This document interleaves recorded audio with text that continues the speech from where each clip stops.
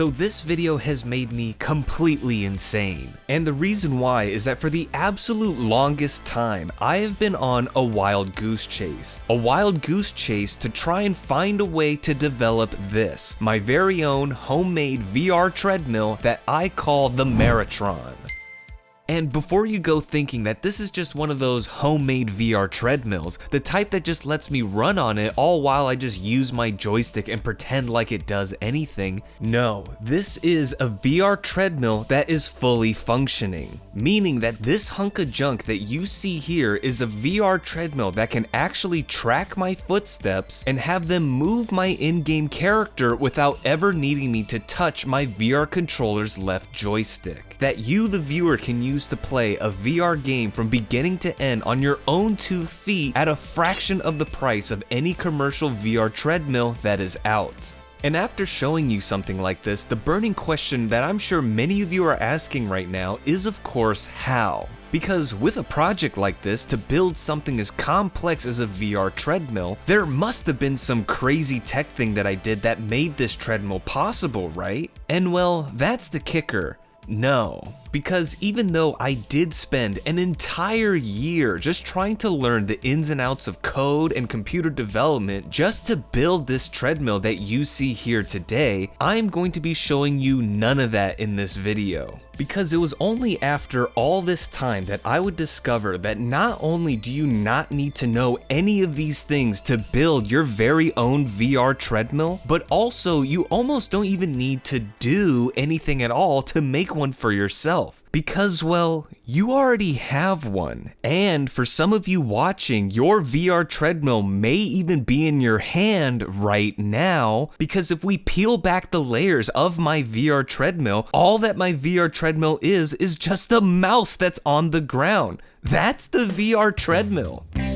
So what the hell am I talking about? Because while I know that it may sound ridiculous that I just compared a mouse and an entire VR treadmill is pretty much the same thing, it's actually not, because it was only after pining over every little detail of what makes up a VR treadmill that I found that these two things are actually more similar than not. Because along with both of these things being pieces of tech that connect seamlessly to your computer, which already would seem like a nightmare to try and build yourself, believe me. But more importantly though, these two devices both track types of movement and can use the calculated data that is picked up from that to control certain aspects of your game, another program in itself. So as a core main function, these two pretty much do the exact same thing. And if we can imagine both of our feet being two big mice sliding about on a big mouse pad, we can see just how a simple computer mouse could be harnessed to be used as a VR treadmill. But of course, the biggest problem that we have is the biggest separation between the two. And that is, of course, that a mouse can't control a VR game, and in a lot of cases is even deactivated when a VR game is active. So how do we get a mouse to work with VR? And well, while I can go on about how just this question took many more months of my life to figure out, it was only after discovering what Google is that I found this program called Rewast, where one out of its many features gives you the ability to emulate your mouse and keyboard as an Xbox controller. And while this may seem like a step in the wrong direction, this was integral to me.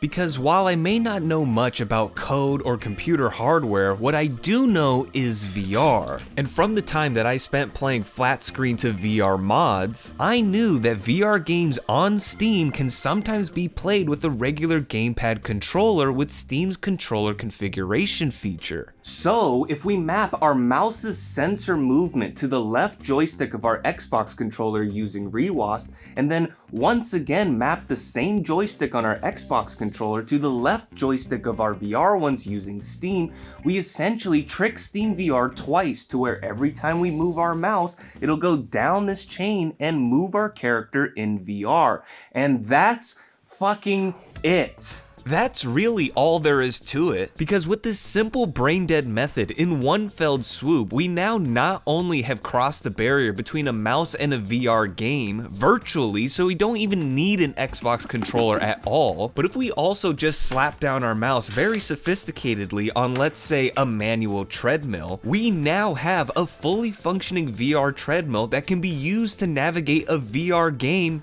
by walking. But that's not all, because even in this state, with just how simple it is, on my very first playtest with this treadmill on the VR mod for the game Half-Life 2, a game that I merely picked for its fast loading time, I challenged myself just to see if I can get through the train station at the beginning of the game without issue. And in just this little walk throughout a train station, almost instantly, I found that the sheer ease of building this thing isn't the only feature, and it made me realize just how powerful this thing really is. Because with a mouse being the only computerized thing on this treadmill, not only do we get little things like the entire feature list of whatever mouse you decide to use, which in my case gave me a completely wireless Bluetooth treadmill with a 24-hour battery life and of course practically zero latency, because well, it's a mouse. But more importantly though, with our mouse also working in tandem with our program, giving us more control of what our mouse can do, I found that if we lower the DPI physically on the mouse and then feather calibrate the mouse's sensitivity with a single slide bar on ReWASD, we can get the distance that we travel on the treadmill in real life to equal exactly to the distance that we travel in game, giving us a 1-to-1 distance scale and a near flawless walking experience pretty much out of the box. And what this all ended up resulting in is that in my first ever try with my treadmill, after I got through the station, I just started to play the game. Because with the Meritron's ability to perfectly translate my movements in game, alongside Half-Life 2's impeccable game design of integrating the tutorial within the story as you walk around, for all I was concerned, I was just walking around a VR game and didn't even think once that I wasn't using my joystick to do so. I was just having a blast, and once the bullets started flying, I almost even forgot that the treadmill was there, and just got sucked into the world around me and the situation that I was in and paid no mind to what I was doing, to where it was only after I was done with my first play session, right at the time that you first get to the airboat, that I would even realize what I've just done. Because along with the complete amazement that I just fought throughout an entire city district on my own 2 feet, which according to this little stat tracking interface that comes with the manual treadmill, I walked a total of 4 kilometers just to get to what is essentially the end of chapter 1, but also that I did and felt all of this on a VR treadmill that I literally built in my own room. I mean, I really couldn't believe it. And it was after adding these additional upgrades that I would slap together to patch over any issue that I would find as the game progressed that my level of disbelief would just be catapulted further, because despite this laundry list of features that still boggles me today on how this was all created with a single Amazon purchase and then 1 visit to Home Depot, but it was also with just using this to play a game as familiar as Half-Life 2, it also showed me that this list of totally rad features doesn't even come close to scratching the surface of what this treadmill can do to your experience of a game. Because as I mentioned and described before, with the scale of this game's distance now being equal to ours, well, so was the speed. Because with things like the calibration of this treadmill also being able to ramp perfectly with the intensity of my output, along with my unintentional stroke of genius with taping the mouse directly onto the treadmill track, it meant that with every step I took and even the brief period of time that I was airborne in between them,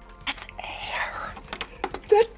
That's air! The Meritron was meticulously calculating the exact speed and rate that I was moving. And to put this into perspective of how much of a dynamic that this creates in game, on the regular desktop version of Half-Life, the speed of the standard base movement, that just being pressing W on your keyboard, is a full jog in real life, meaning just to walk in the game, I had to run my heart out. And on top of that, if you happen to press the sprint button while running, well now that was Olympic levels of speed, a speed that I would never be able to achieve even on solid ground. So to stay true to one-to-one realism, I also decided to handicap myself and not use the sprint button unless I was absolutely required to, making the speed of my character entirely up to me with no way to cheese the system, and would just have to make do with W being my virtual and physical top speed, which in most games would be fine, but in Half-Life 2, which is designed to be a sprint fest, with also having to go up against the hardest AI opponents that this game has to offer, I wasn't just running, I was panic running. Because with the realistic speed of, well, myself, along with the Combine's newly found laser aim, if I did anything as little as being caught out in the open or hesitated on what to do, I was a total sitting duck.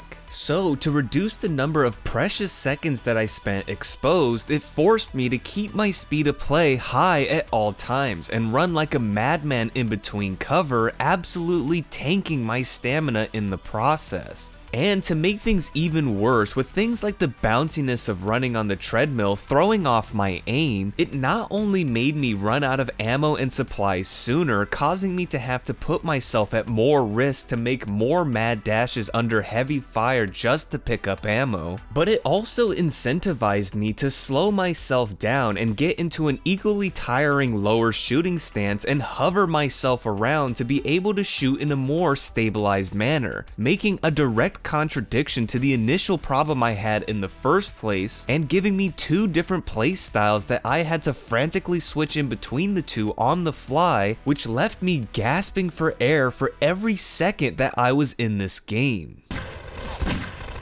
Come on, come on.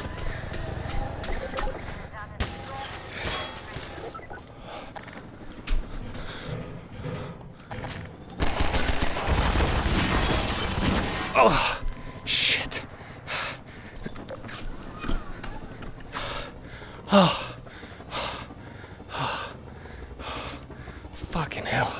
But even though in this playthrough, where I seem to have tried to make my life as miserable as possible, in hindsight, I was so glad I made the decision to play the rest of the game like this. Because with tying your legs to such an integral core element of a game such as movement, something that is mostly just glossed over in anyone's mind when playing a video game, to me it just made every step and how I took it as valuable as the ammo I picked up. Where just like ammo being a limited resource, with my real life energy now being a factor, it not only made me have to do things like completely change how I viewed combat in this game and adopt a full Rainbow Six style of warfare just in an attempt to try and fight more efficiently. Come on, I got a grenade for you. Look at that pin. It's halfway out. It's just waiting. Come on. Come on. Alright, you know what? I'll move forward. Yeah, you guys are fucked now. Bank shot.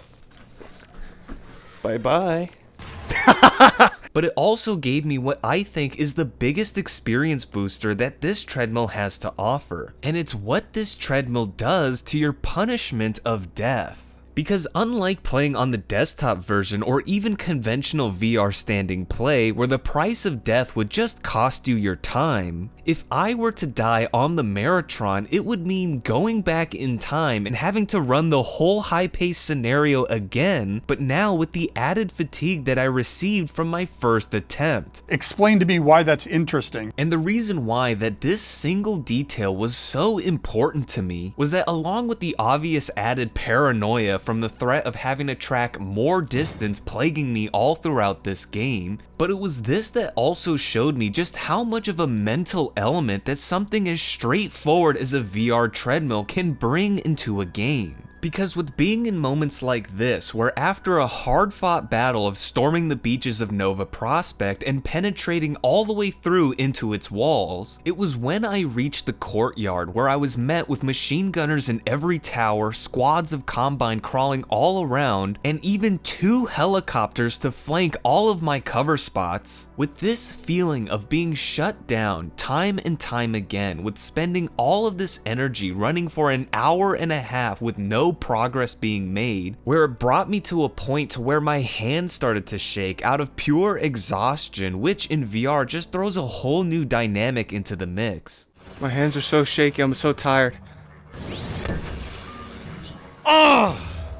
It just felt like a massacre, something I've never felt in a VR game, and just turned my view of this game, even with its somewhat lighthearted fictional setting, into one of the most stressful, grounded military simulators that I've ever played, where not just in the tactical sense, but also with the mental fact that the Meritron was allowing me to run as fast as I can go, and with the game allowing me to carry enough firepower to match a whole battalion myself, and even all the other VR games I've played, this very game included training me to be able to take on any situation that was brought to me, with it all not being enough, and still leading me to be pinned down with nowhere to go, all while just praying for a crack in the chaos for me to be able to move through just so that this torment could end. It also just let me feel the desperation and despair a situation like this would bring, and just brought me closer to the true reality of the barren world of Half-Life, which, oddly in hand, actually kind of distanced me from the story. Because at what point in any of this was I supposed to feel like Gordon Freeman, the crowbar-wielding demigod that was literally chosen by higher powers to take down one of the most dominating alien races in existence? I mean, I didn't feel like that at all. And with also having to sit through all the praise that he got throughout the game for feats that he achieved that were only possible because of his hazard suit giving him superhuman abilities,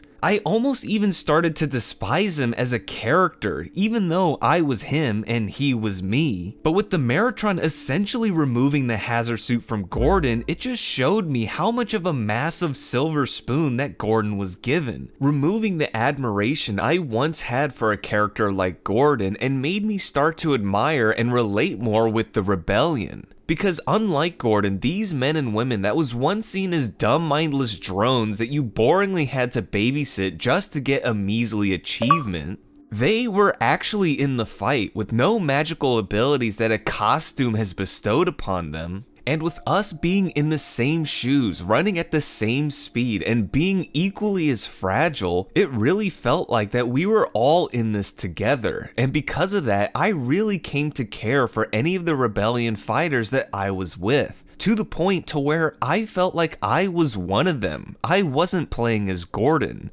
And with this major disconnect to the main protagonist and being constantly hounded with dialogue saying otherwise, I even started to game theory in my mind that Gordon didn't even exist in this game, and that in reality he was actually a squad of hotshot volunteers, sacrificing life and limb to push back their Combine overlords. And with each death I suffered in game, it was a symbol of just how many rebellion lives were lost. And while I'm aware that this theory is wrong, because it has no real lore backing and was only conjured up in my frazzled brain all because my feet hurt, but with taking this game in on the Meritron as a new piece of work, this is what I felt like the game was trying to tell me. Because with scaling me down in such a way and forcing me to rely on the people around me for help just as they relied on me, it not only gave me the feeling of camaraderie, which alone is such a weird feeling for something like a VR treadmill to offer, but also with the Meritron giving me situations like this, where after fighting for 3 hours through all the giant final battles in a single session, running so much that my body heat turned my room, even with a window open, into an 88-degree sauna. So hot, in fact, I actually leaked the dye out of my clothes and stained my harness ropes. But it was this feeling of being so beaten down by the game where I was left to hobble to the checkpoint to give me the perfect stopping point to shut the game down and finish on another day, to then ignore all better judgment and choose to soldier on and limp my way to the finish line, all because Barney told me that Alex was in the Citadel and that she needed help. It also gave me what I can only describe as the real feeling of being a hero. And because of that, it even turned this moment of just walking to the final showdown into unironically my favorite part of the entire game. Because even after everything that I've been through of playing this game on the hardest difficulty, racking in a grand total of 34 kilometers traveled just in this game and narrowly dodging death numerous times, whoa!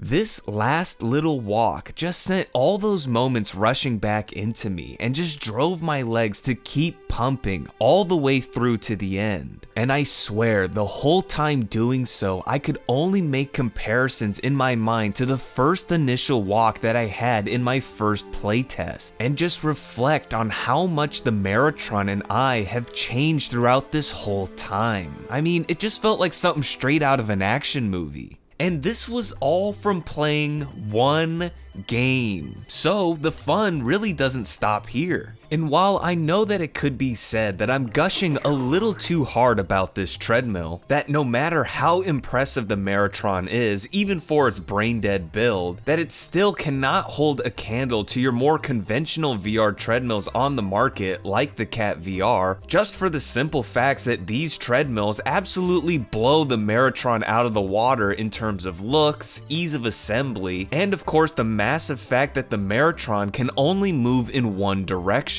effectively removing the keyword omni from my treadmill entirely. We are same,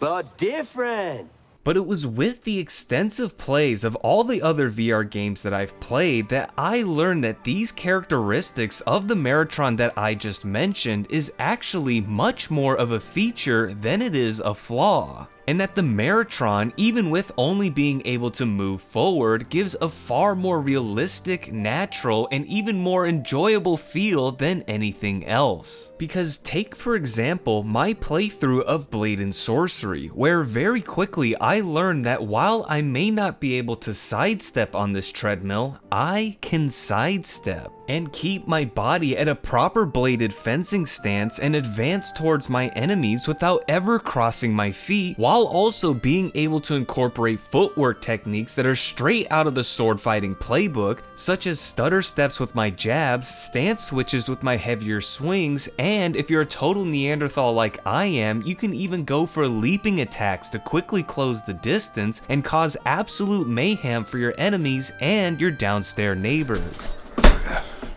And these were all things that just felt natural to do, because with receiving all the feedback from your nerves in your feet from the grippy surface of the treadmill belt, something that other slickboard VR treadmills sacrifice in the name of omnidirectional, it in a way let me feel the world that I was in, and with that it allowed me to tap into my inner instinct on how I would just move about in the world, and left me to go wild and be as creative and expressive as I wanted, while also having the complete confidence to push the Meritron to its absolute limits. Because with the Meritron also being made out of very accessible materials and products that I'm sure you can probably even find washed up on a shore somewhere, it makes the Meritron 100% repairable. And this not only gives you the peace of mind to absolutely torque this thing and do things such as wearing a backpack with a couple of weight plates slipped into it to do a ruck march through the frightening world of Into the Radius, or even wiping off some of the lubricant from under the treadmill belt to build up the resistance to better simulate the laborious feeling of running through the muddy trenches of Zero Caliber, but also with this new mentality of there being no wrong answers to what you can do to your VR treadmill. You can even do things to kick back and relax a little, like either equipping your running device with something as illustrious as a cup holder and enjoy some nice tropical flavored hard seltzers while you battle through the hardcore mercenaries and monsters that inhabit the VR mod for the game Far Cry 1. Or if you're feeling a bit peckish, you can even do something as stupid as delighting yourself with the slice of the juiciest watermelon in existence while playing Walking Dead Saints and Sinners, and have no fear that you're gonna get your treadmill all sticky and catch any traction with your foot. Oh, nigga!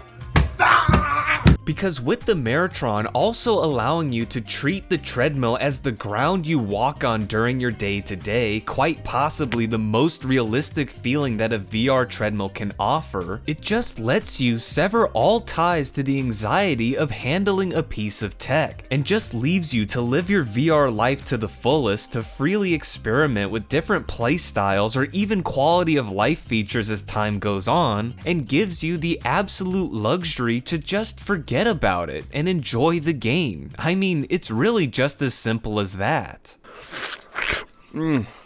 Oh yeah. You see, I am but a simple man. Born on a farm, as my daddy did. His daddy after that. I bet you nobody who owns a cat VR is doing this right now. It is quite good though. But the point that I'm trying to hammer down is that the Meritron just has character. A character that I just have not seen in any other VR treadmill. Because while other VR treadmills suffocate you to the point where they even require a particular pair of shoes that you're forced to wear, which just eliminates any type of individuality and of course shareability if you have a friend with a different shoe size. But with the Meritron giving you the full freedom to play how you want, wear any type of outfit or footwear that you desire, and even the colossal freedom that the Meritron doesn't even need to be a treadmill at all, because let me remind you that the only thing here that technically is the Meritron is this fucking mouse that's sitting right here. But it was with this essence of character combined with everything that I've talked about, and also the fact that this whole thing only cost me $350 to make. But it's just in terms of this, I just cannot think of a better VR treadmill that is out. And it makes me really think that the Meritron is the best VR treadmill that's on the market today. To me, it just doesn't even come close. But unfortunately, just like all things, though I still say that this treadmill is the best, it doesn't mean that it's perfect. And it would be dishonest of me if I didn't bring up the true bad things about the Meritron. Because along with smaller gripes like this just being a treadmill with many moving parts, meaning that I do have to take some time to periodically maintenance this treadmill and keep a ridiculous amount of treadmill belt lubricant at hand, but it doesn't come close to what I would say is without a doubt the biggest downside of the Meritron that pains me to have to say, and that is game compatibility. Because out of all the games in my library that I have tested, here's the list of the games that I've played that worked with the Meritron. They work like a charm with the mouse method and you can hop right in and play to your heart's content. But then here are all the games that I've tested that do not work, and sadly I just don't know why. I tried everything with Steam and Rewast, I just couldn't get the game to listen. The only thing that I suspect is that it has something to do with how the game developers went about mapping their controller layouts, because after setting the controller switch in Steam, some of these games just shut off the tracking to the VR controllers altogether, so it makes me think that they use some type of controller detection rather than just mapping button inputs. But then again, I just have no way of knowing what's going on behind the screen, so really I'm just guessing at this point. And to put even more salt in my wounds, if you're an eagle eye viewer, you may have noticed that in both of these lists that there are no multiplayer games here at all. And the reason for that is because with the program Rewast that I used to emulate the controller, after setting the mouse function, it gave me a pop-up warning that this program may be falsely detected as cheats by certain anti-cheat software. So while this might work for certain online games, this pop-up honestly kind of scared me, and I just didn't want to take the chance to get banned, so I just stricken all multiplayer games from my testing, and sadly I recommend the same. And I know some of you are disappointed to see this because you may see your favorite VR game in this list that you're itching to go try out for yourself. God knows I do.